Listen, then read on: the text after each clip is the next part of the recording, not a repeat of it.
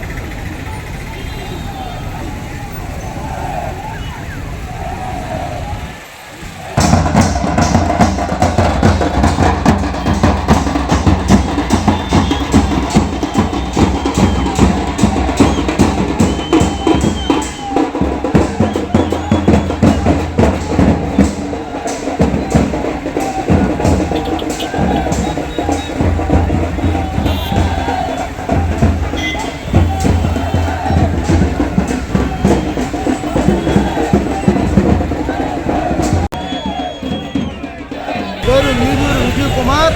నేను మాల ఉద్యోగుల సంఘం జిల్లా అధ్యక్షుడిని.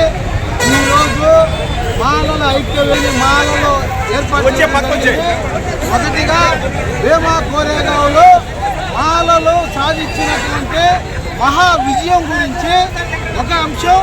రెండోది, ఈ యొక్క భారతదేశానికి రాజ్యాంగం రచించి ఇచ్చినటువంటి అంబేద్కర్ మీద పార్లమెంట్లో అమిత్ షా గారు చేసినటువంటి వ్యాఖ్యలకి నిరసనగా, మరియు మూడోదిగా ఈ దేశవ్యాప్తంగా జరుగుతున్నటువంటి వర్గీకరణ అంశం మీద, మూడు అంశాల మీద ఈరోజు నెల్లూరు జిల్లాలో జనవరి 1వ తేదీన మాలల ఐక్యవేదిక ద్వారా మా యొక్క నిరసన ర్యాలీని జరపడం జరిగింది.